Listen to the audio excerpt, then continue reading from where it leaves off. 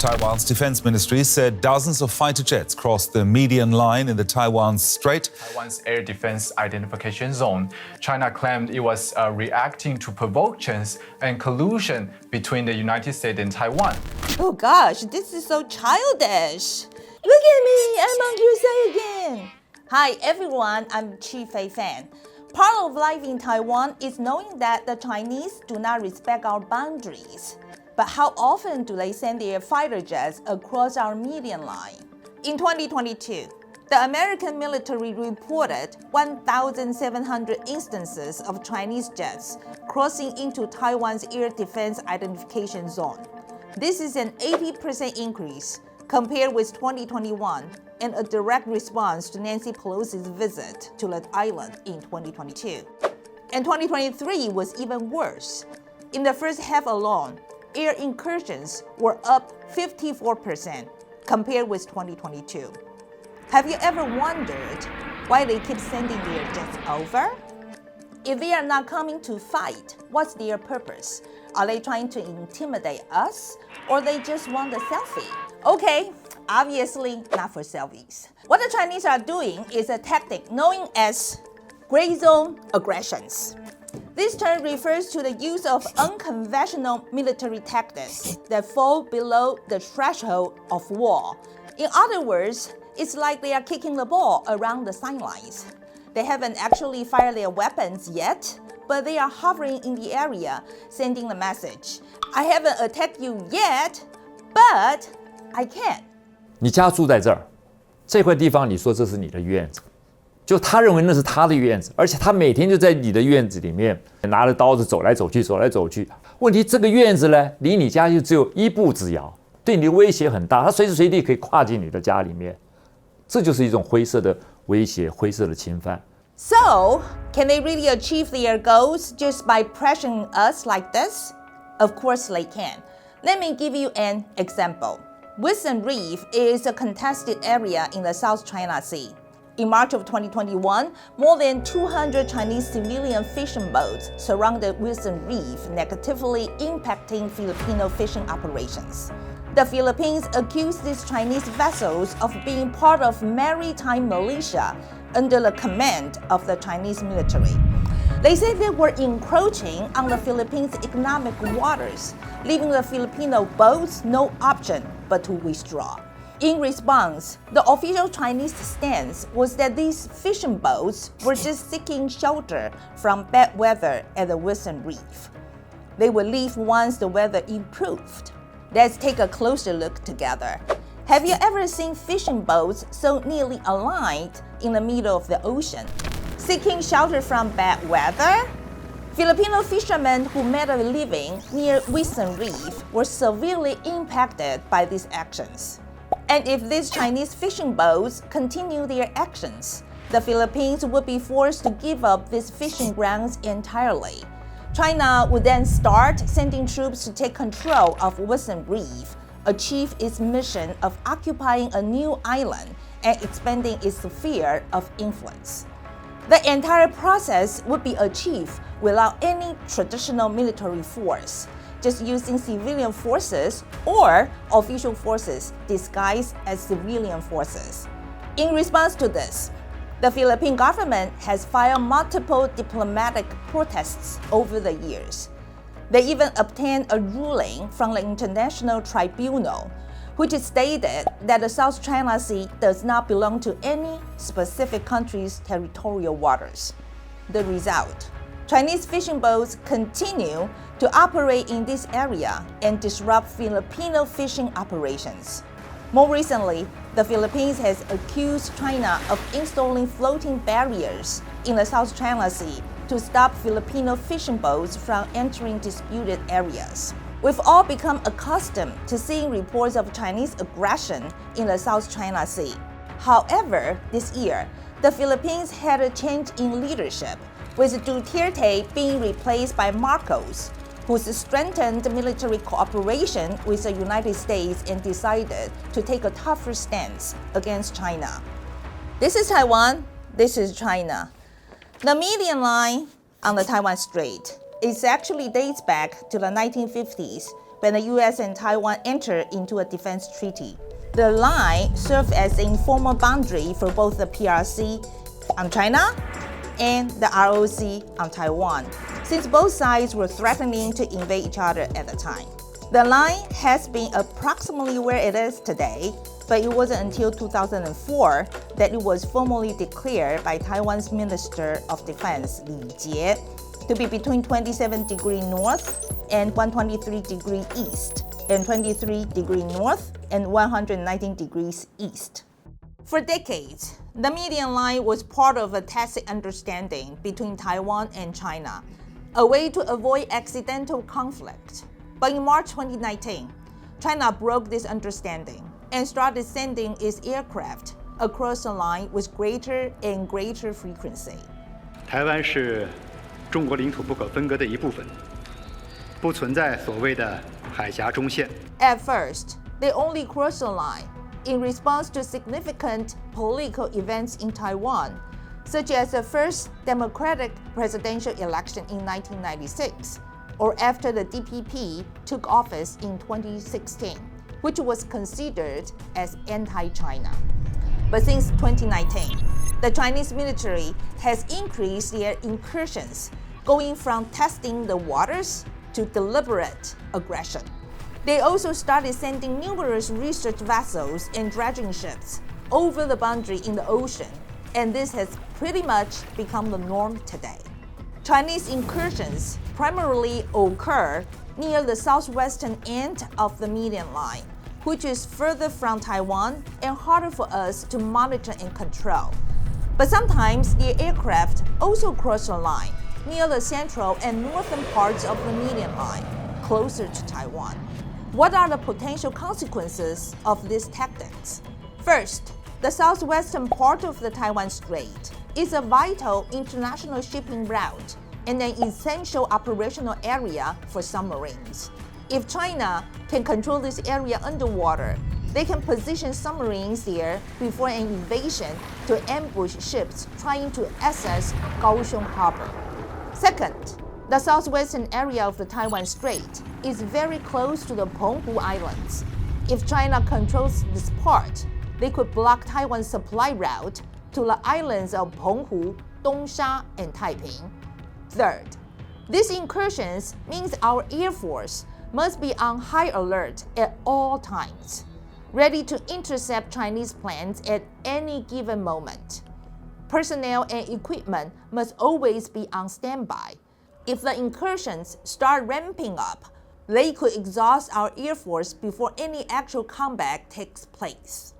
The Chinese planes hover near the median line without initiating an attack, creating a cat-and-mouse game that becomes a war of attrition. Because our military has fewer resources, equipment, and personnel than China, their gray zone tactics can deplete our resources faster than theirs. 过中线也好，或者是到西南也好，那有各种的手段不断的推陈出新。那知道这样的一个规则，而且紧张，那你误解跟误判，我们也会采取一个应对的措施嘛。以前你比较说大家有默契，不碰中线，或者是大家遭遇的时候会有一个自我就是约束的一些纪律，但现在不存在了。China has also employed another method of gray zone aggression recently: drones.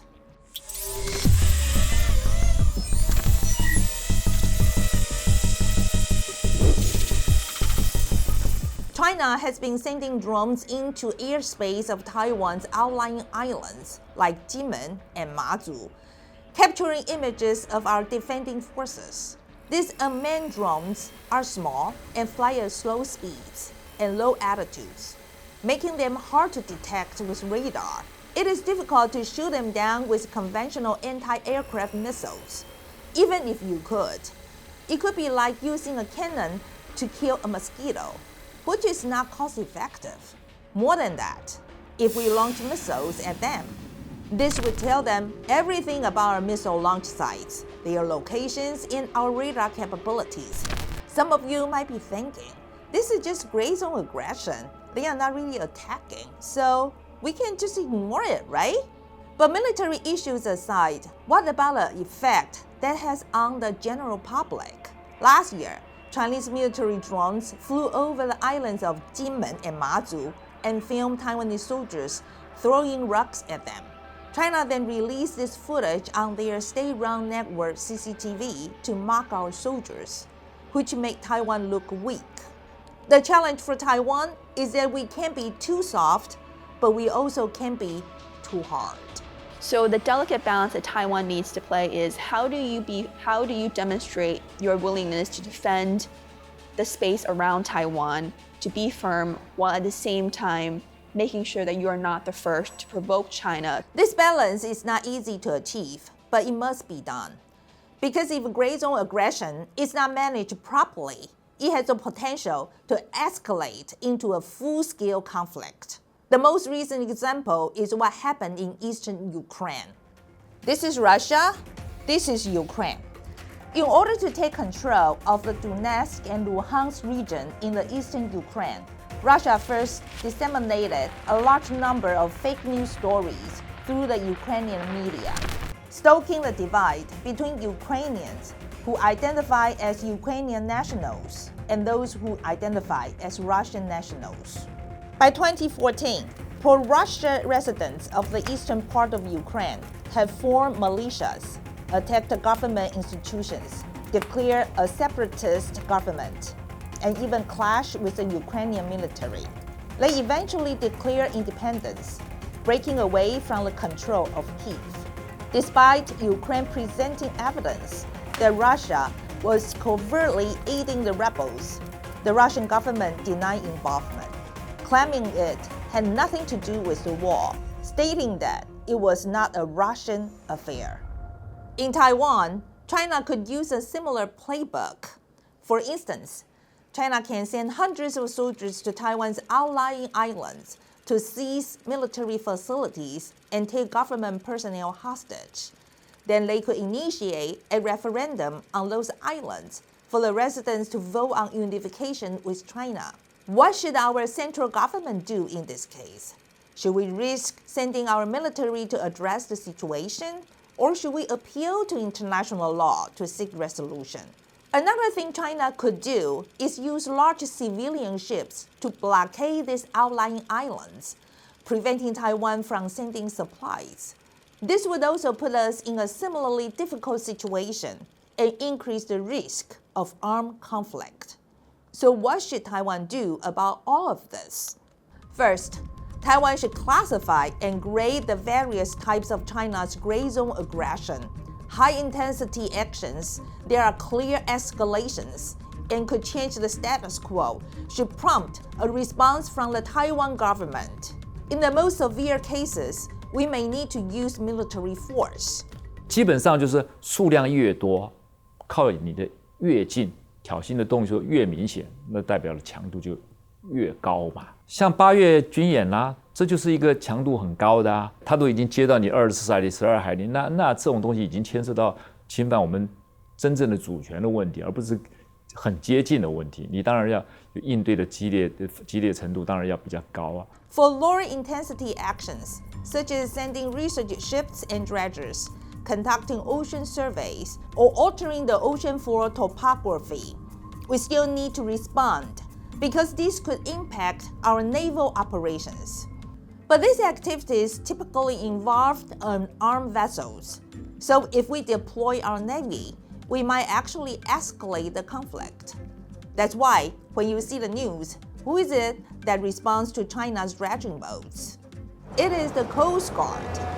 This is because they are not considered part of the military. 你只要让他知道，我知道你在这，我一直有看着你，随着不同的方式，不只是目视的方式，包括电子的方式，各种方式，让他知道我一直看着你，他其实是比较危险的。我觉得这样子的一个应对就已经够了。In other words, Taiwan should respond to China's gray zone aggression on a case-by-case basis. Taiwan can identify the most dangerous tactics that China uses and prepare to respond more aggressively to those. 你一定要做得很细致，每一种不同的状况你怎么办？然后呢，你经过深思熟虑，最糟的结果、最好的结果，然后把它变成行动步骤。第一，你要告诉下面，然后你的指挥官；第二个，你应该保持什么距离；第三个，你这样才能够坚守你的原则，又不至于擦枪走火。So, we've considered how Taiwan should respond to China's gray zone aggression. Now let's talk about how the international community should approach this issue. 光是重视口头上的这个谴责、警告，我觉得不太够。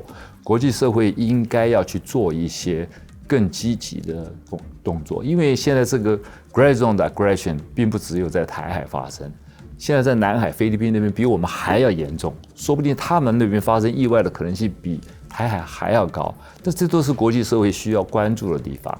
那国际社会需要关注的地方，除了要去制止谴责他们，我觉得是不是能够在这个区域啊，能够形成一个共同的意志的展现，而是不只是单独的台湾或者菲律宾这样子来做一些具体的工作，不论是在这个联合国啊、国际组织或者区域的巡弋啊，或者这个制止啊这些。当然，大部分的时间里有做，尤其在菲律宾那边，它可以联合美国、澳洲、日本做一些联合巡弋。在台湾，因为没有邦交的关系嘛，能够做的比较少。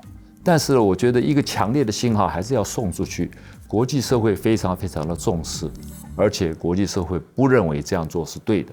总长，那可不可以再多讲一点，就是有关于强烈的讯号，你可以举个例子吗？像什么？就是给他一个强烈的讯号，说我们有在看哦。国际社会可以送出的强烈的信号，当然你可以去增加你自己多国的这些军舰的巡弋。那美国的政策一直是一个自由开放的这个区域嘛，那你能够增加出现的这种频率，然后呢增加一些互动，然后做给这个中共来看的这些频率，它都会让你感受到你的这个 intention 是在增加，你不会去退让的这种决心不会动摇。那我觉得这就是一种送出一种强烈的信号。他如果天天都有美国、日本、澳洲在这个台湾海峡、南海做这个巡，如果是天天都有，那你展现的决心就跟一个月一次或者好几个月一次就不太一样了。We hope that today you have a better understanding of China's gray zone aggression toward Taiwan. If you find this video helpful, please leave a comment and let us know your thoughts. If you are in a hurry, you can just give us a like. 2027 is coming. Let's be vigilant together. I'm Chifei Fan. See you next time. This video is in collaboration with TaiwanPlus.